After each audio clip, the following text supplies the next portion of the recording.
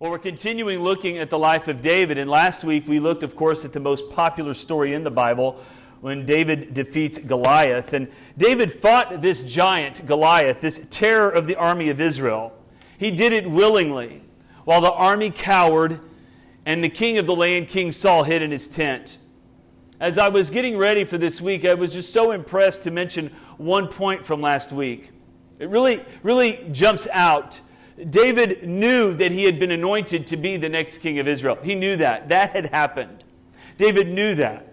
David had a trust in God, and David remembered what had happened that day with Samuel anointing him. He knew. He knew who he was. And I just think we always need to be reminded, when we know who we are, when we know whose we are, it makes the giants that we face more, quote, winnable. Because we know who's on our side. We know who's with us. And so often we go in life and we face giants and we don't know what to do. The battle seems overwhelming because it is, but we're forgetting who is with us, who we are. David remembered that. It makes it a lot easier to face those giants when you remember who you are. So David defeats Goliath. This brought instant fame and recognition. David became a folk hero. He was no longer having to pay for anything wherever he went. He was the big man on campus. You know, you see that at times in life, be it sports or something more important, which is hard to say that, but it's true, there's things more important. People receive fame, people receive acclaim, celebrity status, and that is David right now. Jesse's son, the youngest son of Jesse, defeated Goliath, which then led to a rout of the Philistines. The fame of David grew and would have superseded that of King Saul. For the people of the land knew the reason the battle was won, and it wasn't Saul. You begin to see David's successes. You begin to see his potential, which began with that defeat of Goliath, and you begin to see all these victories all throughout until 2 Samuel 11.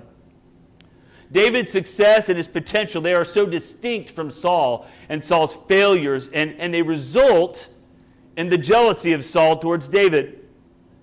What I find really interesting about David defeating Goliath, even though he defeated the giant, it didn't really make his life easier.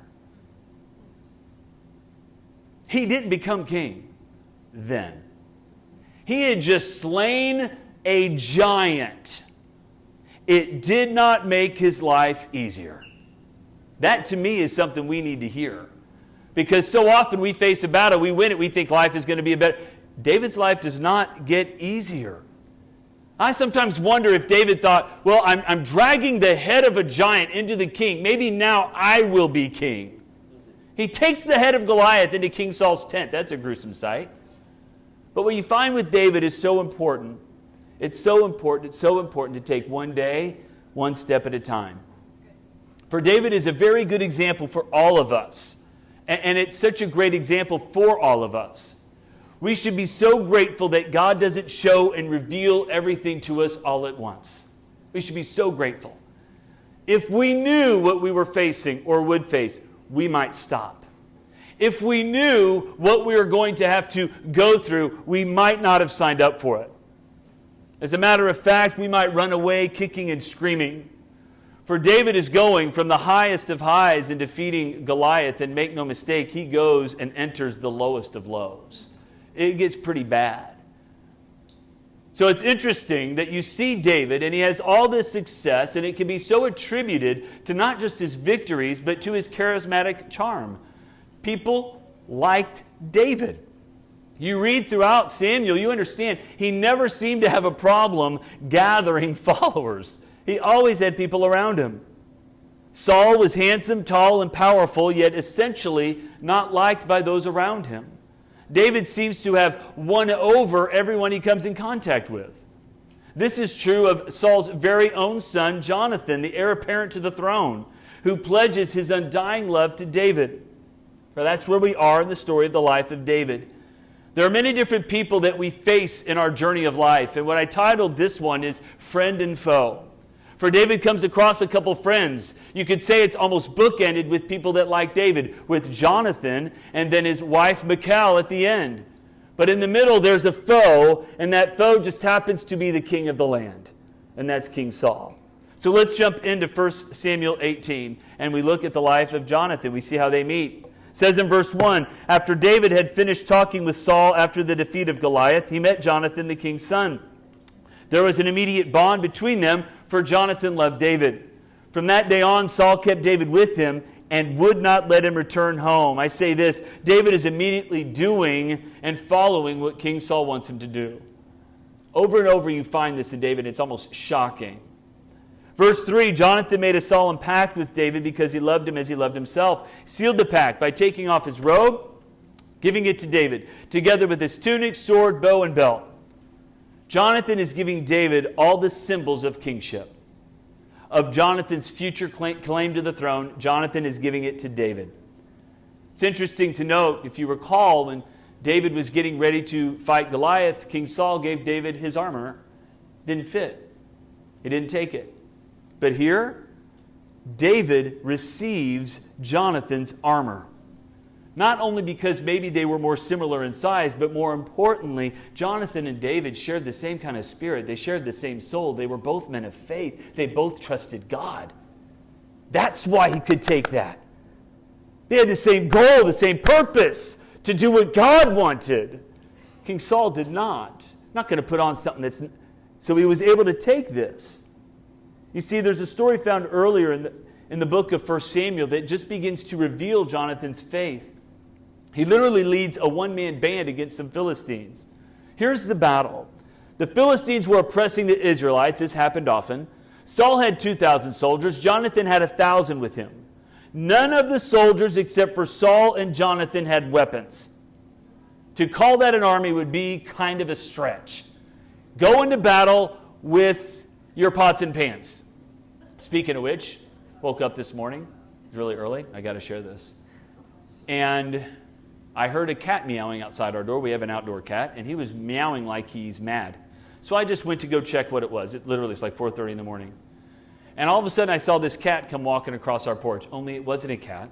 It was a bobcat. That was kind of cool. So I don't care about the cat that much, but Robin does. And I go, hey, Robin, I think the cat's getting attacked by a bobcat. She's never moved that quick in her life. It's been a long time. And what did she do, just in case? She has a pan. She has a pot. And a cheese grater. She goes, it'll make noise. It'll keep him away. Anyway, that was this morning. That was a cool, anyway. Did it work? Well, the bobcat was gone. She was just trying to, and then I didn't go outside. I'm like, there's a bobcat. I'll get it. I'm going, okay. She is more brave than me at 4 a.m. when it comes to a cat. Anyway, that's what that army had. They had nothing. Needless to say, many of them leave. There's only 600 men left. At this point, Jonathan looks at his armor bearer and makes this very powerful statement in 1 Samuel 14. Let's go across to the outposts of those pagans. Perhaps the Lord will help us. Perhaps. For nothing can hinder the Lord.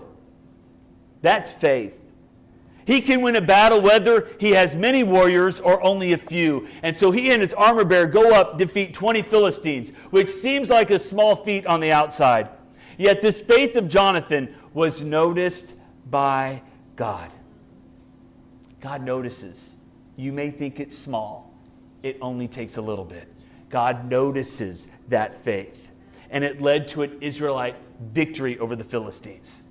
His faith was noted. His faith was courageous and contagious. And Jonathan's faith in God easily even superseded the faith of his own father. Jonathan and David, you find as you go through their story, they both loved God and lived more for God and for others than for themselves. They both knew that if the circumstances were reversed, David would do the exact same thing for Jonathan that he was doing for him. Because they had the same soul, they both trusted God. Jonathan was willing to give up the throne. He was fully submitted to God, as was David, and it shows. I just say this. Submission to God's plan works. And it takes a trust and a faith in God. It might not happen right away, but submitting to God's plan will work. So there's Jonathan, friend. Now let's look at King Saul. For as you read in the life of David, you can't help but find Saul mentioned multiple times. He is still king at this point, and he was king of Israel for a total of 40 years, which is quite a long time. And at one point in his life, 1 Samuel 16 tells us, the Spirit of the Lord left Saul. We'll find out why. And a tormenting spirit filled him with depression and fear. You see, what's so interesting about Saul is he was the one the people had clamored for. They clamored for a king, a human king, rejecting God as their ultimate king. It can be so easy for us to look at just that story and be so critical of the people of God, rejecting God as king. And I often wonder how many times we do the very same thing with our actions. We make the same decisions to reject God. The Israelites did that. They wanted a king so that they could be like the other nations around them. May that never be a reason you do something. They also felt the king would make them safer, forgetting all the times God had led them in victory after victory after victory over their enemies. You know, sometimes we do replace God because of, quote, safety concerns. But the truth of the matter is, King Saul had completely disobeyed God.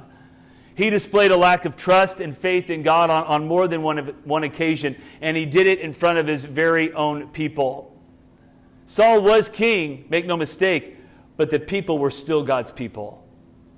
The people were still God's people. Saul still needed to submit and obey God, and he went ahead and just disobeyed God publicly, offered a sacrifice he was never meant to make. Because of this, Charles Swindoll said Saul became consumed and became what you would call a living civil war. You look at his life, and when you read through Samuel, you're reading it, he just seems miserable, possessed by an evil spirit and consumed with jealousy, consumed with anger, and consumed with fear. It's important to note, I'll say this, the voids in our lives will be filled with something. If we stop trusting in God as Saul did, if we stop obeying God as Saul did, we'll begin obeying something else. We'll begin trusting something else. It's what we see in the life of King Saul, and that void will be filled by something or someone. In Saul's life, it was filled with jealousy and fear, which also caused him to be depressed. We can fill the voids in our life with all the news we want, with all the sports, with all the work, with whatever and whatever. The truth is, it will be filled by something or someone, and the fruits of that are not pretty. So David, of course, throughout all of this, is having success after success. David just keeps plugging on. It's amazing to look at his life here. It says in verse 5, whatever Saul asked David to do, David did it successfully. Saul made him a commander. Everybody loved that. Verse 9, because of this success, Saul kept a jealous eye on David.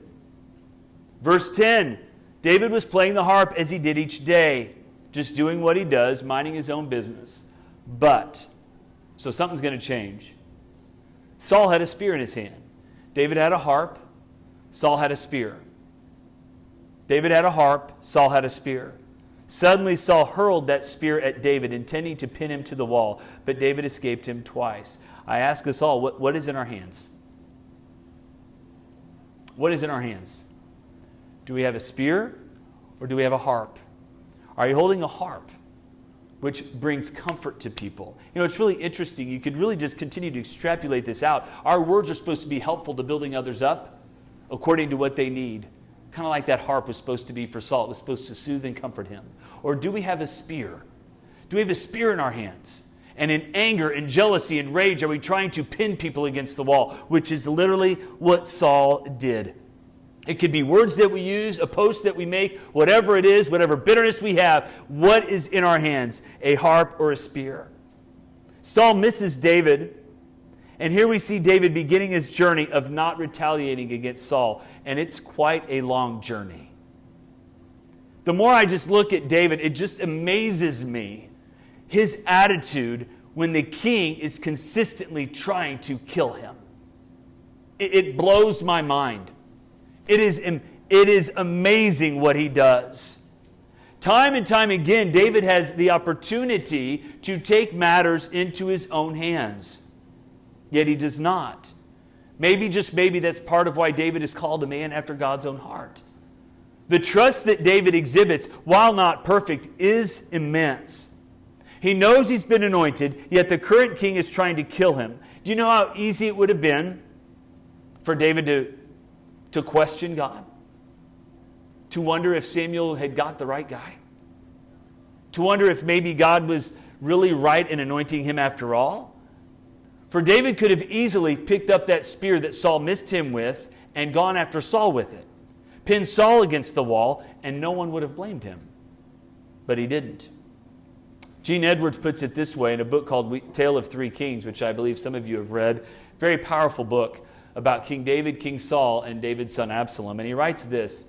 He says, in doing this small feat of returning thrown spears, you will prove many things. You are courageous. You stand for the right. You boldly stand against the wrong. You are tough and you can't be pushed around. You will not stand for injustice or unfair treatment. You are the defender of the faith, the keeper of the flame, detector of all heresy. You will not be wronged.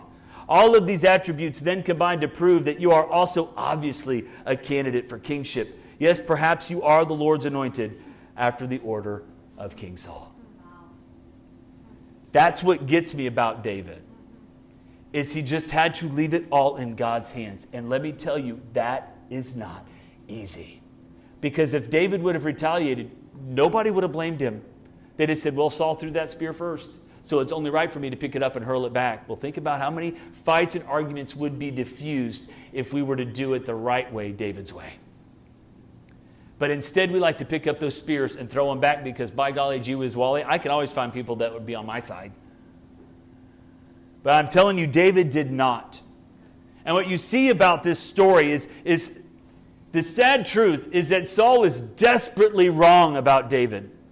David is not pursuing the kingdom at all. He is pursuing God. He's trusting God. And it's quite a journey, and Saul is so wrong about it. And then you begin to look at the story. And what's so interesting is over and over, just in this chapter, Saul was afraid of David. Saul's afraid of David. By all outward appearances, Saul is the one in control. He is the king, and not many would know that David had even been anointed to be the next king, yet Saul is afraid. It says in verse 14 and 15, David continued to succeed, for the Lord was with him. When Saul recognized this, he became even more afraid of David. People notice when God is with you. People notice that God is with you. When Moses would come down from the mountain after being with God, what would his face do? But his face would glow. He had been with God. I look at Acts 3 when Peter and John are arrested and they're brought before the Sanhedrin. And Peter and John acquit themselves very well. And honestly, the Sanhedrin has no idea what they should say.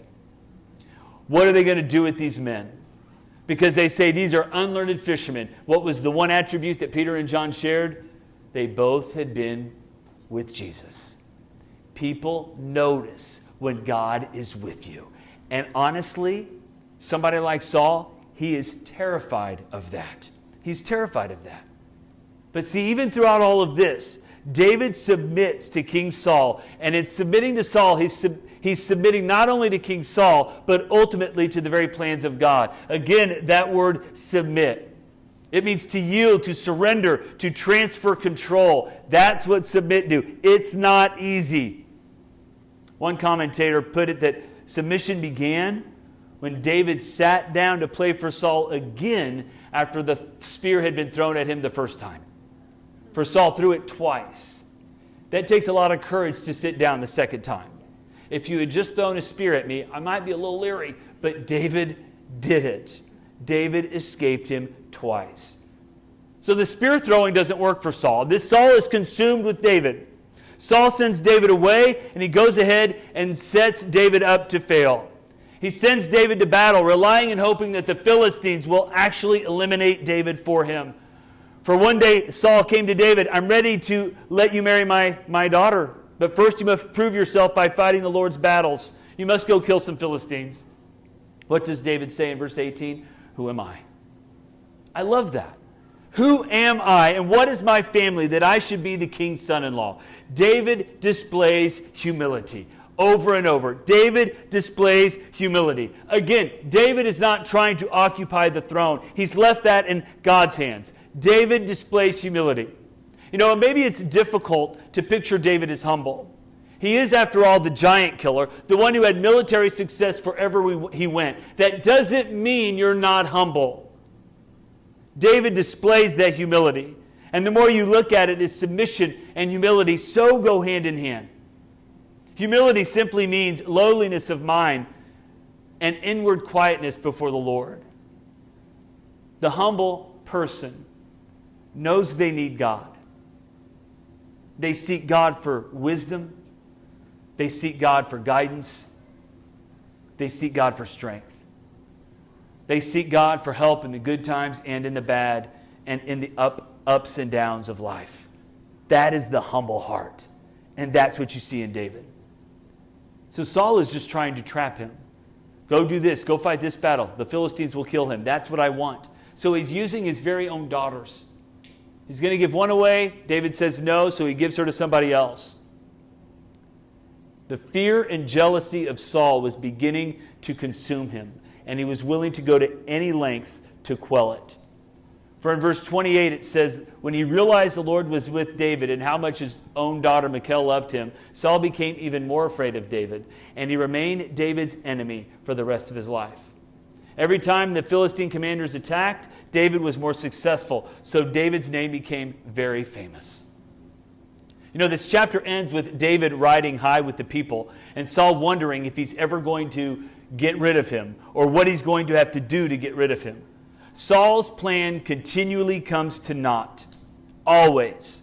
This whole chapter you find Saul scheming and trying to eliminate David by any means necessary. And I say this, Saul was fighting against a man who had God himself as an ally. Saul was fighting against a man who had God himself as an ally. Basically, I'm going to tell you this. You can't fight against God and win. It may look like it, yet we here on this earth, we see victory in a very temporary light. God sees life and sees things eternally. It may look like the enemy is won, but I just was even thinking about Jim Elliot. Jim Elliot, it looks like his life was a failure. He died at a young age at the hands of some people that had never been reached with the gospel. And you look at him and his friends, and you look and you say, that didn't work. The enemy won. But then you read the rest of the story and realize his very own wife and some of the other wives went and literally preached Jesus to this tribe, and many of them came to know Jesus. God wins. And I think we think it's God wins. You have God on your side. Look at David. It looks terrible, but he's submitted to God. He's humbled himself before the Lord. He just does what Saul wants. He does what God wants. He's not pursuing anything but a relationship with God.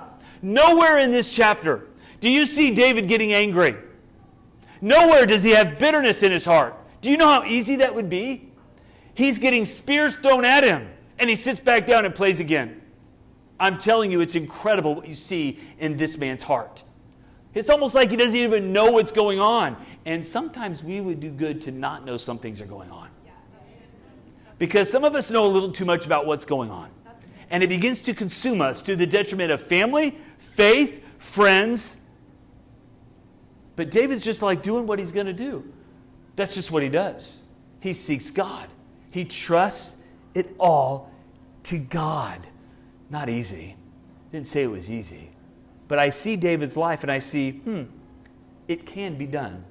Because all I see in Saul, this man who stopped trusting God and stopped obeying him, he's filled with jealousy and he's filled with anger. Not a pretty person to be around. That had to be awful. He's full of rage. David just wins and wins and wins.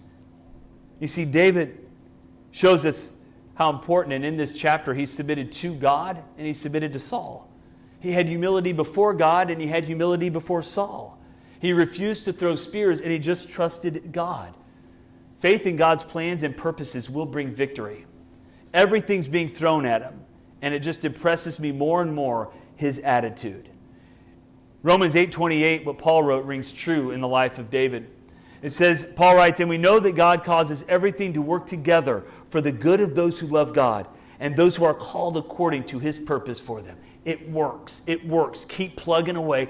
Don't stop. Don't allow that anger. Don't begin throwing spears. Allow yourself to submit to God. Be humble before him. Trust that God has you in the palm of his hands. When the world around us is sinking, know that you serve a God who is eternal, and he is the solid rock. Amen? Well, as we close today, I just want to I'm going to keep throwing this in front of you. As you know, some of you have asked, go over there, look, the door's unlocked, go look around, go look at the building. My dad's going right now. I'm just kidding. He got up right when I said that. It was like timed perfectly. Anyway, go look at it. If you have children with you, be very cautious because there's a lot of stuff there. Somebody found a nail in the driveway today about this big, so be very careful over there. But just look at it. And again, like I said, we are raising money. We're going to begin raising money full bore to complete everything over there. And so I want you to pray about it. I want you to really talk about it. I'm not doing it because Chris wants us to. No, I'm doing it. This is God's church. It's God's plan. And as I was going through this week, I was so reminded. I don't know if you've heard of King Hezekiah, a very neat man in the Old Testament. And I remember what he did, and it's just what I was doing this week, is I took some of the plans and just literally laid them before God. Because what King Hezekiah did is he got this report and he went and laid it before God in the temple. And there's just something about that, just submitting everything to God. God, this is what it is. Now I need you to take control. It's in your hands. And I found myself doing that because that's just such a neat example for whatever you're going through. Maybe you're going through something really difficult, and maybe you have a bad report. I don't know what it is. Maybe you just need to symbolically go before God and just lay it before him. Lay it before him. Say, God, this is yours. I submit to your will and your plan. I humbly come before you knowing I don't have the answers, but I know you do. My first goal, my first plan is to seek you. Everything else is just gravy. And I think some of us need to do that. Because I have found myself just doing that in my heart and literally doing it. Just laying it all out before him. Because, see, the enemy wants to rob our peace. He wants us to be confused. He wants us to wrestle control away from God and take matters into our own hands. But I'm telling you, there's ultimate peace and ultimate joy and ultimate victory when we just literally lay it before him.